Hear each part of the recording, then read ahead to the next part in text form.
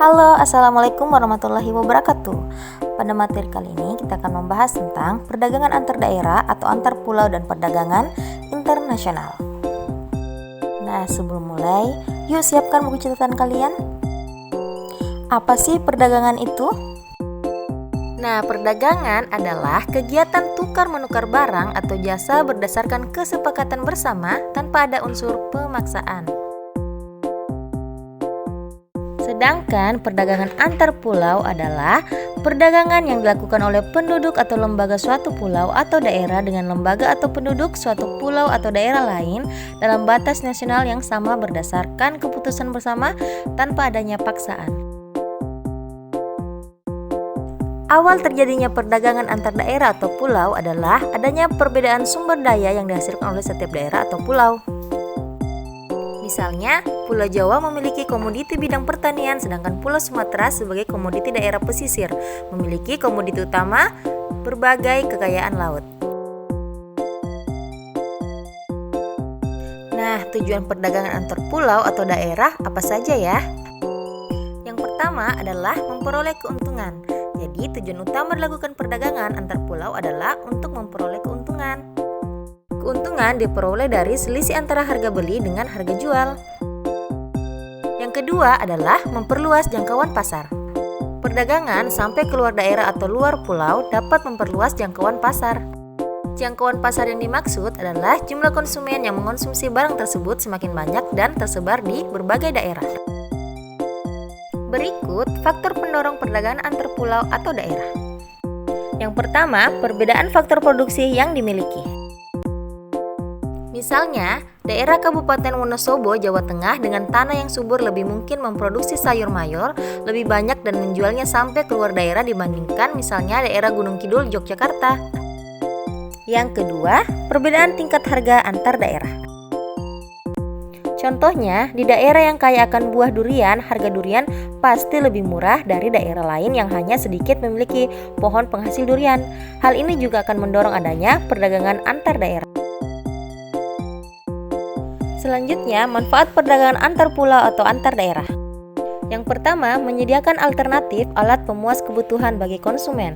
Yang kedua, meningkatkan produktivitas. Dan yang terakhir, memperluas kesempatan kerja bagi masyarakat.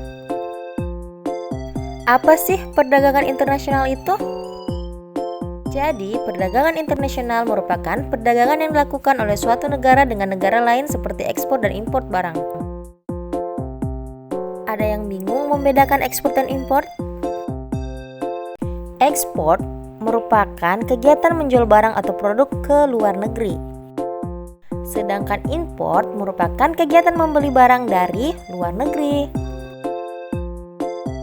Ada beberapa kebijakan pemerintah untuk mendorong kegiatan ekspor. Yang pertama, memberi kemudahan kepada produsen barang ekspor. Yang kedua, menjaga kestabilan nilai tukar rupiah. Yang ketiga, membuat perjanjian dagang internasional. Dan yang terakhir, meningkatkan promosi. Berikut manfaat perdagangan antar negara. Yang pertama, memperoleh keuntungan, memperoleh barang yang tidak dapat diproduksi dalam negeri, menjalin persahabatan antar negara, dan terakhir, transfer teknologi modern. Ada beberapa faktor yang mendorong perdagangan antar negara. Yang pertama, untuk memenuhi kebutuhan barang dan jasa dalam negeri. Selanjutnya, keinginan memperoleh keuntungan dan meningkatkan pendapatan negara. Adanya perbedaan kemampuan penguasaan ilmu pengetahuan dan teknologi dalam mengelola sumber daya ekonomi. Adanya kelebihan produk dalam negeri sehingga perlu pasar baru untuk menjual produk tersebut. Adanya perbedaan keadaan seperti sumber daya alam, iklim, tenaga kerja, budaya, dan jumlah penduduk yang menyebabkan adanya perbedaan hasil produksi dan adanya keterbatasan produksi. Selanjutnya, keinginan membuka kerjasama, hubungan politik, dan dukungan dari negara lain. Terakhir, terjadinya era globalisasi sehingga tidak satu negara pun di dunia dapat hidup sendiri. Yuk kita simak perbedaan perdagangan antar pulau dengan perdagangan antar negara. Yang pertama, peluang perdagangan yang lebih luas. Pada perdagangan antar negara, suatu negara dapat menjual barang atau jasanya ke negara lain dan bisa membeli barang atau jasa dari negara lain. Yang kedua, adanya kedaulatan bangsa. Pada perdagangan antar negara, bangsa-bangsa dapat mengatur aliran barang atau jasa, tenaga kerja, dan keuangan.